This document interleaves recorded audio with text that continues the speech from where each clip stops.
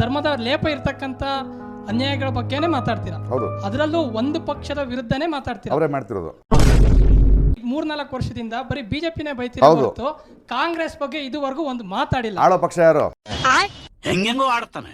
ನಿನ್ನೆ ನಿಮ್ ಟ್ವಿಟರ್ ನಲ್ಲಿ ಸನಾತನಿ ಅಂತ ಹಾಕಿದ್ರೆ ಸನಾತನಿ ಅಂತ ಹಾಕಿ ಟ್ರೈ ಮಾಡಿ, ನಿಮಗೆ ಧೈರ್ಯ ನಾನು ಇದ್ರೆ ಇದು ಆಕ್ಚುಲಿ ಚೆನ್ನಾಗಿರೋದು. ಹಾಕಲ್ಲ, ನಾನು ಹಾಕಲ್ಲ. ಸನಾತನಿ ಅಂತ ಹಾಕಿ ಸರ್ ನೀವು. ಯಾಕೆ ಹಾಕ್ಬೇಕು ನಾನು? ಮುಂದಕ್ಕೆ ನಿನಗೈತೆ ಪಚಕ್ ಪಚಕ್. ಪ್ರಕಾಶ್ ರಾಜ್ ಅವರ ಕಾರ್ಯಕ್ರಮಕ್ಕೆ ಸ್ವಾಗತ. ನಮಸ್ಕಾರ. ಬರ್ತಾ ಬರ್ತಾ ನೀವು ಬಹಳ ಕಟ್ಟರ್ ಆಗ್ತಿದ್ದೀರಿ ಅನ್ನಿಸ್ತಿದೆ ಕಟ್ಟರ್ ಅಂದ್ರೆ? ಯಾವುದೋ ಒಂದು ಸಿದ್ಧಾಂತವನ್ನ, ಒಂದು ವಿಷಯದಲ್ಲಿ ಇಂಥದ್ದೊಂದು ನಂಬಿಕೆಯನ್ನು ನಾನು ಬೆಳೆಸ್ಕೊಂಡಿದ್ದೀನಿ, ಆ ನಂಬಿಕೆಗೆ ನಾನು ಸ್ಟಿಕ್ ಆನ್ ಆಗಿರ್ತೀನಿ, ಅದಕ್ಕೆ ತದ್ವಿರುದ್ಧವಾಗಿದ್ದು ಏನೇ ಬಂದರೂ ಅದನ್ನು ವಿರೋಧಿಸ್ತೀನಿ, ಸ್ವೀಕರಿಸೋದಿಲ್ಲ ಅನ್ನೋ ಮನೋಭಾವನೆಗೆ ಬಂದಿದ್ದೀರಿ. ಸ್ವೀಕರಿಸೋದಿಲ್ಲ ಅಂತ ಒಂದು ವಾದ ಸಂವಾದಕ್ಕೆ ರೆಡಿ ಆಗಿದ್ದೀನಿ. ಹಿಂದುತ್ವ, ಹಿಂದೂಯಿಸಮ್, ಧರ್ಮದ ಬಗ್ಗೆ ನನಗೆ ಯಾವ ಸಮಸ್ಯೆನೂ ಇಲ್ಲ. ಓಕೆ. ಆದರೆ ಆ ಧರ್ಮದ ಹೆಸರಲ್ಲಿರೋ ಕೆಲವು ವಿಕಾರಗಳಿದೆಯಲ್ಲ, ಕೆಲವು ಮನುಷ್ಯರು, ಅವ್ರ ಬಗ್ಗೆ ನನಗೆ ಸಮಸ್ಯೆಗಳಿದೆ. ಹಾಗೆ ಮಾಡಬೇಡಿ ಅಂತೀನಿ. ಓಕೆ. ನಿಮ್ಮ ಕೆಲವೊಂದಿಷ್ಟು ವರ್ಷಗಳಿಂದ ಟ್ವಿಟರ್ ಹ್ಯಾಂಡಲ್ ಗಮನಿಸಿದ್ರೆ ಭಾರತದಲ್ಲಿ ಅವಾಗ ಆಗ್ತಕ್ಕಂಥ ಧರ್ಮದ ಲೇಪ ಇರತಕ್ಕಂಥ ಅನ್ಯಾಯಗಳ ಬಗ್ಗೆನೇ ಮಾತಾಡ್ತೀರಾ. ಹೌದು. ಅದರಲ್ಲೂ ಒಂದು ಪಕ್ಷದ ವಿರುದ್ಧನೇ ಮಾತಾಡ್ತೀರಾ. ಅವರೇ ಮಾಡ್ತಿರೋದು. ಸರ್ ಕಂಪ್ಲೀಟ್ ಮಾಡ್ತೀನಿ ಸರ್.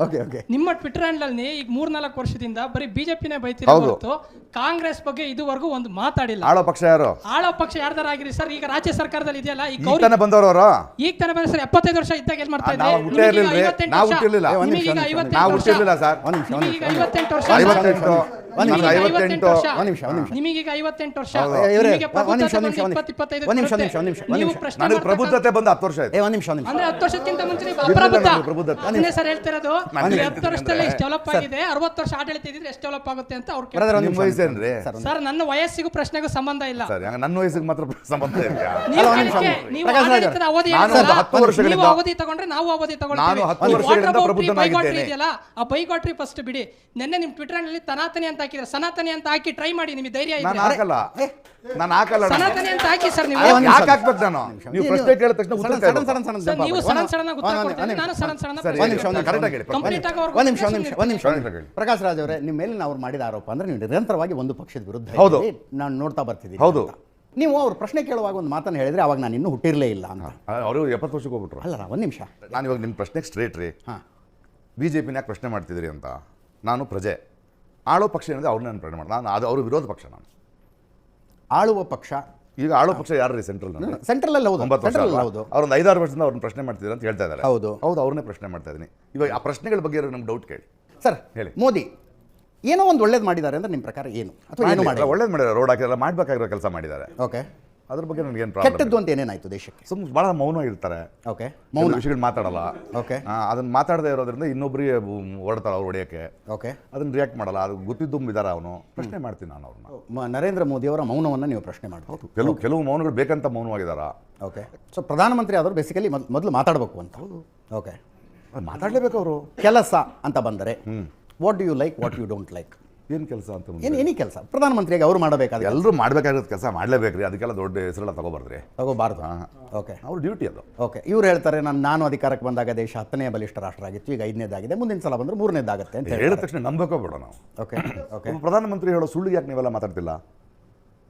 ಒಬ್ಬ ನಟ, ಒಬ್ಬ ಪ್ರಜೆ ಬಂದು ಒಂದು ತಮಾಷೆ ಮಾಡಿದ್ರೆ ಇಷ್ಟು ಜನ ನಿಂತ್ಕೊಳ್ತಿರಲ್ಲ. ಈ ದೇಶದ ಪ್ರಧಾನಿ ಹಚ್ಚ ಹಸಿ ಸುಳ್ಳು ಹೇಳ್ತಾರೆ. ಅದು ಮಾಡಬಾರ್ದಲ್ವ ಅವರು? ಅದನ್ನ ಪ್ರಶ್ನೆ ಮಾಡಲ್ಲ ನೀವು. ನಾನು ಇಂಪಾರ್ಟೆಂಟ್, ಅವ್ರು ಇಂಪಾರ್ಟೆಂಟಾ? Of course is important. ಮತ್ತೆ ಅಲ್ಲ ಸರ್, ನೀವು ಪ್ರಕಾಶ್ ರಾಜ್ ಅವರು ಇಲ್ಲಿ ಇದೀರಿ, ಕರ್ಕೊಂಡು ಬಂದು ಮಾತಾಡಿಸ್ತೀವಿ. ಅವ್ರು ಬರಲ್ಲ. ಅವ್ರ ಪತ್ರಿಕೆ ಮುಂದೆನೇ ಬರಲ್ಲ. ನಾನೇನು ಕೇಳ್ತಾ ಇದ್ದೀನಿ ಅಂದರೆ, ಒಬ್ಬ ಪ್ರಧಾನಮಂತ್ರಿಯ ಸುಳ್ಳನ್ನು ಯಾಕೆ ಇಷ್ಟೇ ತೀವ್ರವಾಗಿ ನೀವು ಪ್ರಶ್ನೆ ಮಾಡಲ್ಲ?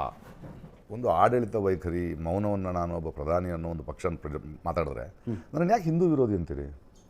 ಇಲ್ಲ, ನೀವು ಅಲ್ಲ ಕೇಳ್ತಿದ್ದೀನಿ ನಾನು. ಸುಮ್ಮನೆ ದೇಶದ್ರೋಹಿ ಅಂತೀರಿ, ಹಿಂದೂ ವಿರೋಧಿ ಅಂತಾರೆ. ನಾನು ಹಿಂದೂ ಧರ್ಮದ ಬಗ್ಗೆ ಮಾತಾಡಿಲ್ಲ ಸರ್.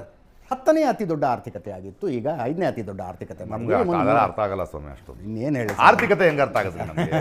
GDP, PDP ಏನು ಮಾತಾಡ್ಕೊಂಡು ಕೂತ್ಕೊಳ್ಳಿ. ಸರ್ ನಮಸ್ತೆ, ನನ್ನ ಹೆಸರು ಕೃಷ್ಣಾನ ಶೆಟ್ಟಿ ಅಂತ. ನಿಮಗೆ ಸನಾತನ ಧರ್ಮದ ಬಗ್ಗೆ ನಂಬಿಕೆ ಇಲ್ಲ ಅಂತ ಹೇಳಿದ್ರೆ ಯಾವುದ್ರ ಬಗ್ಗೆ ನಮ್ಗೆ? ನೀವು ಹುಟ್ಟಿ ಬೆಳೆದಿದ್ದೆ ಸನಾತನ ಧರ್ಮದಲ್ಲ ಸ್ವಾಮಿ. ಯಾರು ಹೇಳಿದ್ದು? ನೀವು ಇಲ್ಲ. ಮತ್ತೆ ಧರ್ಮದಲ್ಲಿ ನಮ್ಮ ಅಪ್ಪ ಅಮ್ಮನ ಹುಟ್ಟಿದ ನೀವು ಹುಟ್ಟಿ ಬೆಳೆದ ಸನಾತನ ಧರ್ಮ. ನೀವು ದೇಶಾದ್ಯಂತ ಹೆಸರು ಮಾಡಿ ಇಲ್ಲ ಅಂತಿದ್ದೀನಿ ನಾನು. ಯಾಕಿಲ್ಲ? ಮತ್ತೆ ಇಲ್ಲ, ಅಷ್ಟೇ. ನೀವು ಸನಾತನ ಧರ್ಮದ ಬಗ್ಗೆ ಅವಹೇಳನ ಮಾಡ್ತೀರಾ, ಟ್ವಿಟರ್ ಯಾರು? ಮಾಡ್ತೀರಾ. ನೀವು ಎಲ್ಲಿ? ಯಾವಾಗ? ಬೇರೆ ಧರ್ಮದ ಬಗ್ಗೆ ಯಾವಾಗ ಮಾಡಿದ್ರಿ? ಯಾವಾಗ? ನಿನ್ನೆ ಒಬ್ಬ ಮಂತ್ರಿಯ ಮಗ, ಸಿಎಂ ಮಗ, ನಾನು ಹೇಳ್ತೀನಿ ಕೇಳ್ಕೊಳ್ಳಿ ಸರ್. ಅವನು CM ಮಗ CM ಮಗ ನೀವು ನನಗೆ ನಮ್ಮ ಹೇಳಿ. ಸನಾತನ ಧರ್ಮವನ್ನ ನಾಶ ಮಾಡ್ಬೇಕಂತ ಹೇಳ್ತಾನೆ. ಯಾವತ್ತಾದ್ರೂ ನಾನು ಹೇಳದ್ನ ಅದನ್ನ?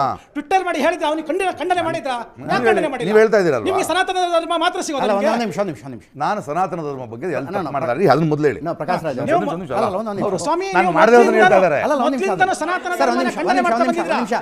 ಅವ್ರು ಸೆಲೆಕ್ಟಿವ್ ಮೌನ ಅನ್ನೋದು ಆರೋಪ, ಹೌದಾ ಅಲ್ವಾ? ಅದನ್ನ ಎಲ್ಲದಕ್ಕೂ ಉತ್ತರ ಕೊಟ್ಕೊಂಡ್ರಕ್ಕಾಗಲ್ಲ. 24 ಗಂಟೆ ಫೋನಲ್ಲಿ ಇರ್ಬೇಕು ನಾನು ಅವಾಗ. ಓಕೆ. ಸೊ ಪ್ರಧಾನಮಂತ್ರಿಗಳು ಎಲ್ಲದಕ್ಕೂ ಉತ್ತರ ಕೊಟ್ಕೊಂಡಿರಲಿ, ಬಟ್ ನಾನು ನೀವು ಎಲ್ಲದಕ್ಕೂ ಉತ್ತರ ಎಲ್ಲದಕ್ಕೂ ಅಲ್ಲ ಕೆಲವು ಉತ್ತರ ಕೊಡಬೇಕು ಅವರು. ಹಂಗೆ ಅವ್ರಿಗೆ ಅನಿಸ್ತಾ ಇದೆ ಸರ್ ಕೆಲವುದಕ್ಕೆ ನೀವು ಉತ್ತರ ಕೊಡಬೇಕು ಅಂತ. ನಾನು ಅದನ್ನ ಅವ್ರಿಗೆ ಉತ್ತರ ಅನಿಸ್ತಾ ಕೊಟ್ಟಲ್ಲ ಇದೆ ನಾನು. ಕೆಲವುದಕ್ಕೆ ಉತ್ತರ ಕೊಡಬೇಕು ಅಂತ ಕೊಟ್ಟಲ್ಲ ಅನಿಸ್ತಾ ನಾನು. ಇದೆ. ನಾನು ಸುಮ್ಮನೆ ನಿಮ್ಮ ಟ್ವೀಟ್ಗಳನ್ನ ನೋಡ್ತಾ ಇದ್ದೆ. ಮಧ್ಯಪ್ರದೇಶದಲ್ಲಿ ಒಂದು ಬಹಳ ಅದನ್ನ ಅಮಾನವೀಯ ಅನ್ನೋ ಶಬ್ದ ಏನೇನೂ ಅಲ್ಲ. ಅದು ಕುಡಿದ ನಶೆಯಲ್ಲಿ ಒಬ್ಬನ ಮೇಲೆ ಇನ್ನೊಬ್ಬ ಮೂತ್ರ ಮಾಡ್ದ. ಅದು ಅಮಾನವೀಯಕ್ಕಿಂತಲೂ ಅಮಾನವೀಯ ಶಬ್ದ ಏನೇನೂ ಅಲ್ಲ. ಅದಕ್ಕೆ ಯಾರೋ ಕಾರ್ಟೂನ್ ಮಾಡ್ತಾರೆ, RSSನ ಚಡ್ಡಿ ಹಾಕ್ಕೊಂಡವಂತು. ಆ ಕಾರ್ಟೂನನ್ನು ನೀವು ಟ್ವೀಟ್ ಮಾಡ್ತೀರಿ. ಸೊ ನಿಮಗೆ ಅಲ್ಲಿ ಆತನ ಮೂತ್ರ ಮಾಡಿದವನು ಮನುಷ್ಯನೇ ಅಲ್ಲ. ಇನ್ ಎನಿ ಕ್ರೈಟೀರಿಯಾ ಆತ ಮನುಷ್ಯ ಅಲ್ಲ.